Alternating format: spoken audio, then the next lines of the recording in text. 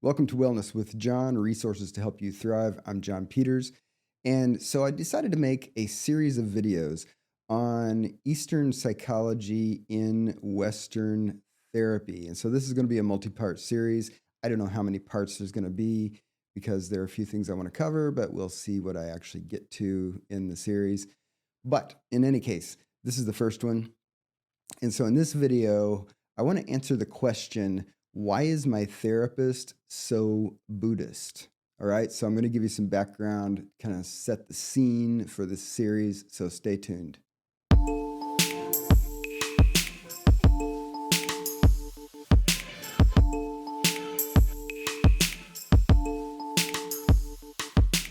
Okay, so this is part one of a series of X number of parts where I'm going to cover different topics in Eastern psychology in Western therapy. And I wanted to make this first video just to talk about why I'm even talking about this topic in the first place. So stick with me and this will hopefully make sense. But the thing is that in the United States, okay, so about 1% of people identify as Buddhist. But if you look at surveys of therapists, one survey I saw said that upwards of 7+% of therapists identify as Buddhist. So it means that therapists are 7 times as likely to be Buddhist as the general population. And beyond that, lots and lots of therapists who don't identify as Buddhist are incorporating things from Eastern psychology into their Western therapy, okay? So I've made a series on acceptance and commitment therapy, for example. And if you want to see that series, I'll put a link up here now. But acceptance and commitment therapy, similar to dialectical behavioral therapy and mindfulness-based cognitive therapy in general, all of these modalities in therapy strongly incorporate in lots of different ways Eastern psychology. Okay, so Eastern psychology has a big influence on Western therapy and has for a long time. So I just want to give a little background on that in this video. And in future videos in this series, I'm going to zoom in on some particular topics. For example, what is acceptance? What is equanimity? Things like that. And why should they matter to you? Okay. But let me just set the scene here. So back at the beginning of Western psychotherapy, at the beginning of the 1900s, we have Sigmund Freud, right? Sigmund Freud was not heavily influenced by Eastern psychology. However, Sigmund Freud's student, Carl Jung, you may have heard of Carl Jung. Carl Jung was definitely influenced by Eastern culture because part of Jung's method for working out his theories included a very broad survey of comparative religion, basically comparative cultural analysis, partly because Jung was working out this inclusion of archetypes into Western psychology.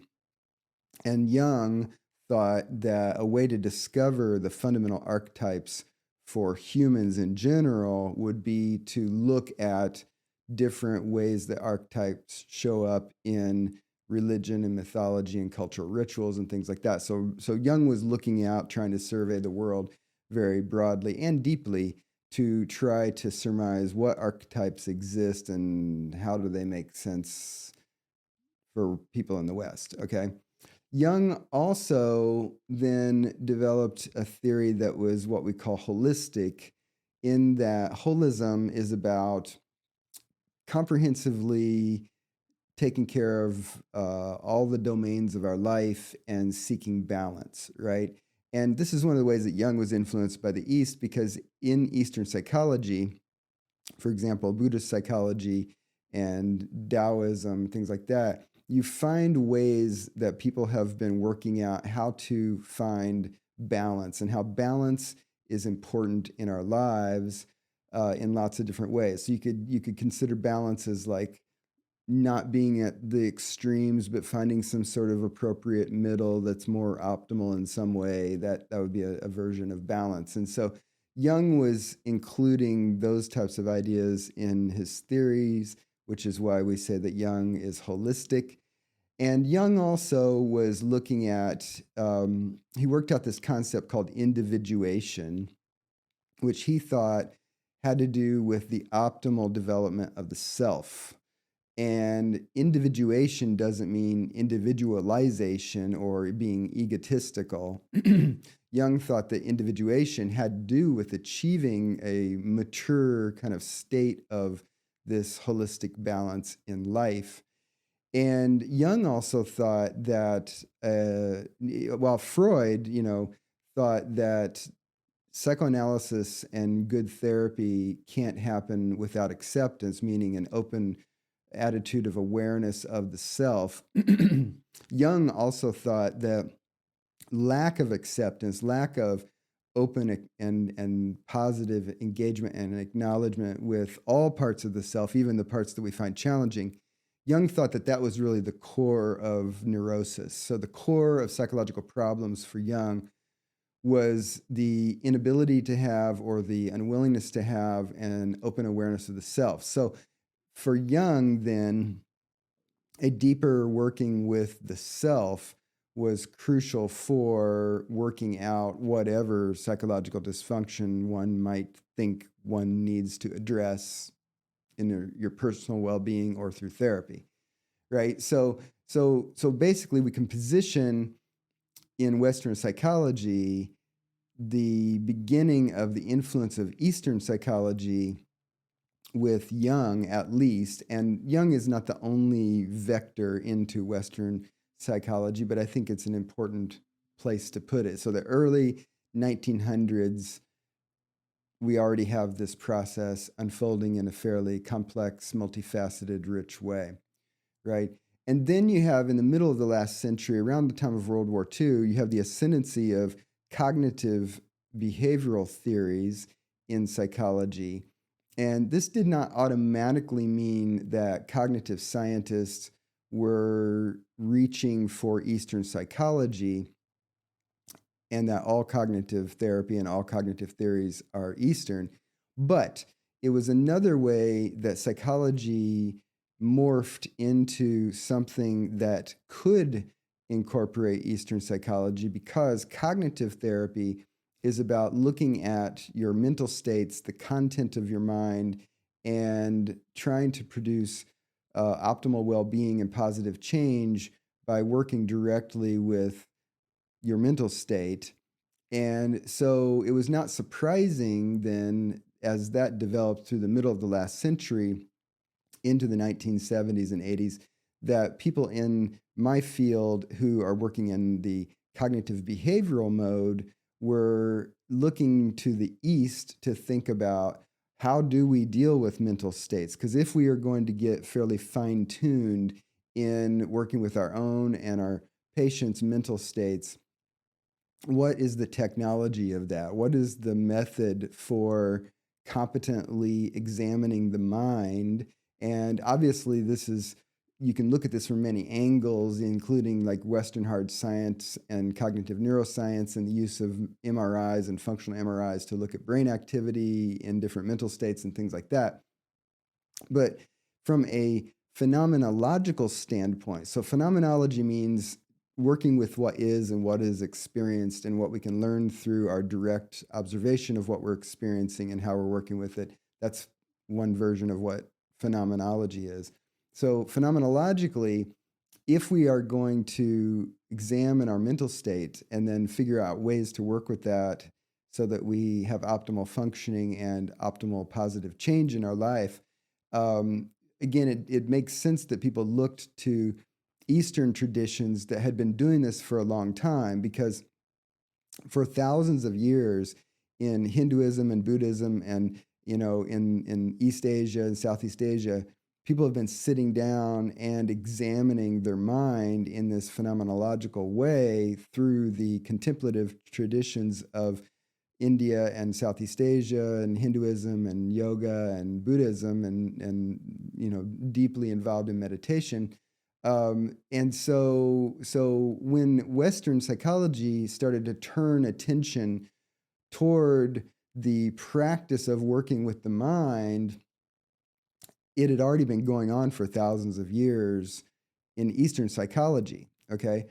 And then you had the onset of interest, direct interest in people from the West in going to Asia and starting to discover and learn about and practice these practices and bring them back and try to synthesize them and incorporate them into Western psychology. So in the 1970s, you had this opening up of people from the West, the beat poets, and then people in my field in psychology who got very interested in studying not only Jung at that point, but then going on to forays and expanding the growth edge of the whole field by saying, what can we learn about the self? What can we learn about our mind? What can we learn about what it means to work with our minds in order to have the kind of life that we value in the West and to pursue the types of changes that we think are desirable in the West,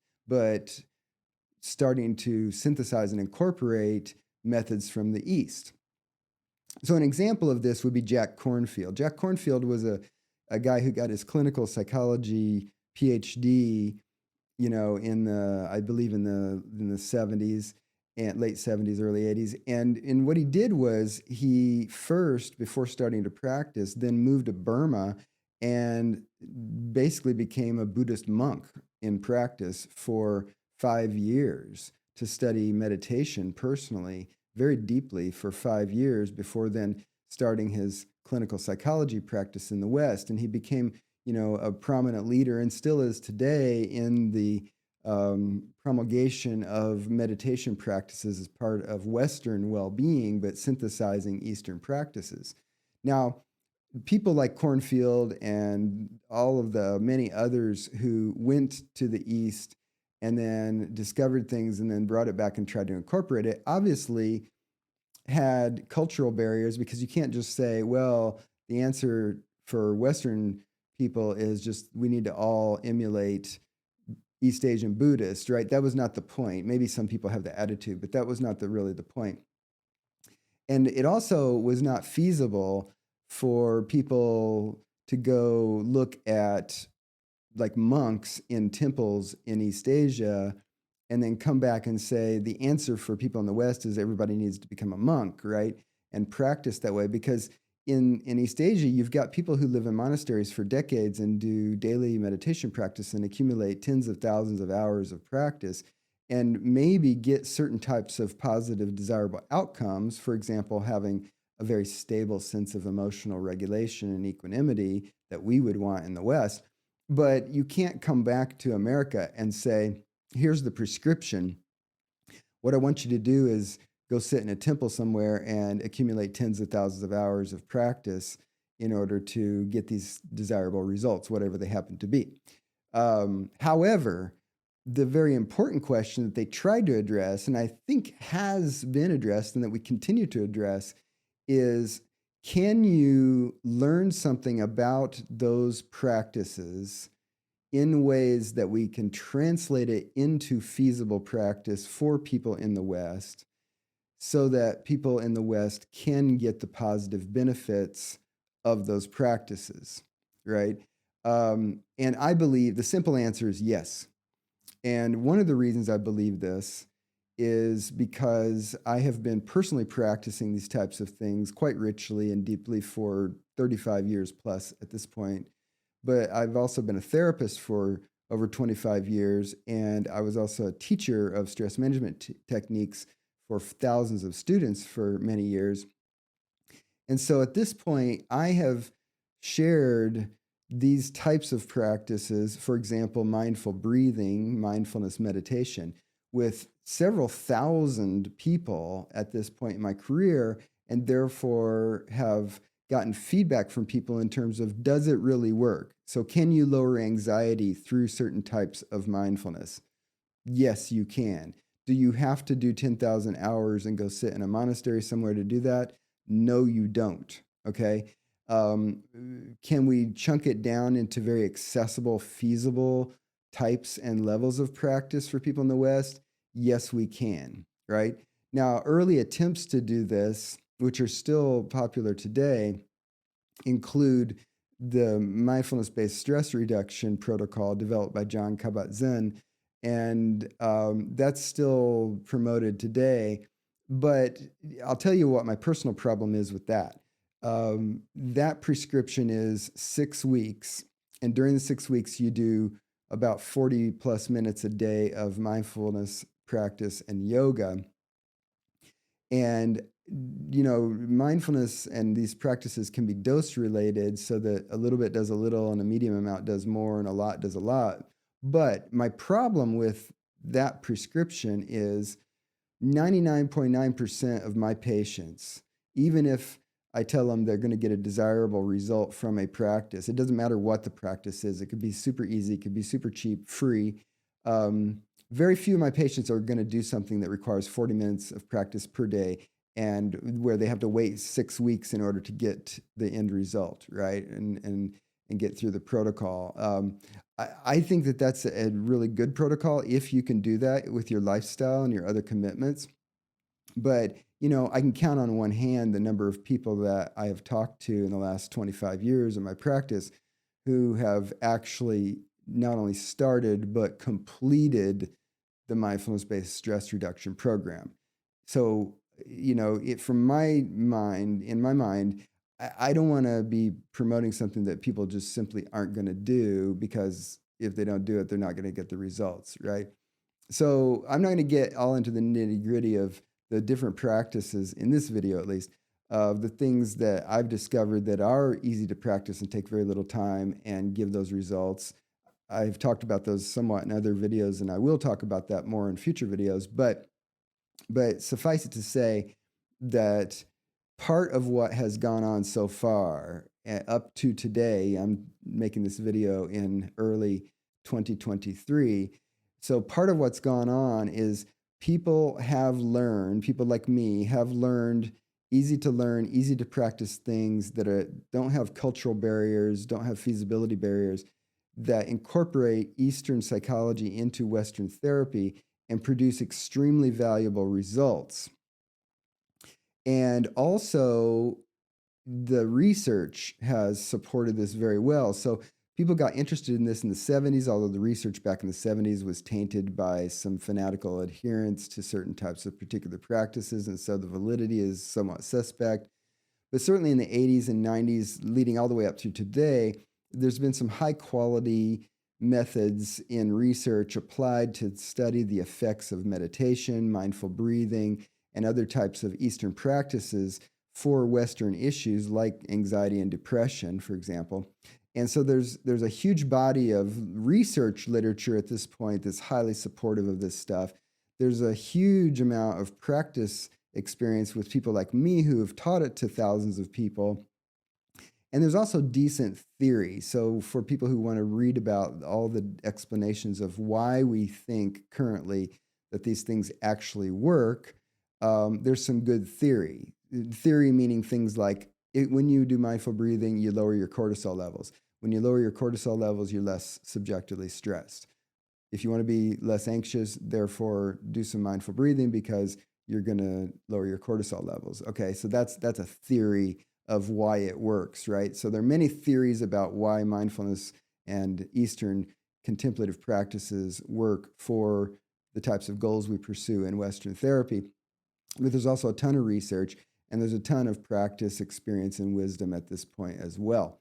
So basically, that's a sketch of starting basically with Jung, leading up to today on why we got interested in Eastern psychology. And the short of it is we discovered in terms of what we want to pay attention to in Western psychology, including the cognitive approaches, that people had been doing things that were very similar to and consonant with that in the East for a long time in the contemplative traditions of Asian religious practice, basically, in Hinduism, yoga, and Buddhism, and things like that. And we have been able to learn some of those things that we can translate into the modalities of Western therapy. A good example of that is acceptance and commitment therapy.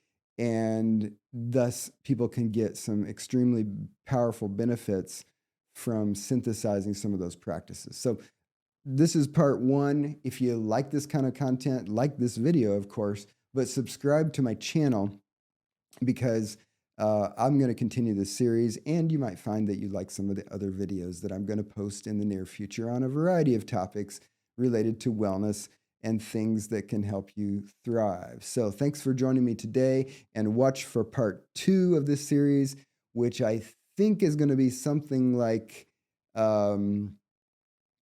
how do non-Buddhist patients deal with the fact that we're doing this kind of stuff in therapy, something like that. Anyway, stay tuned and check back with the channel, and I'll see you soon.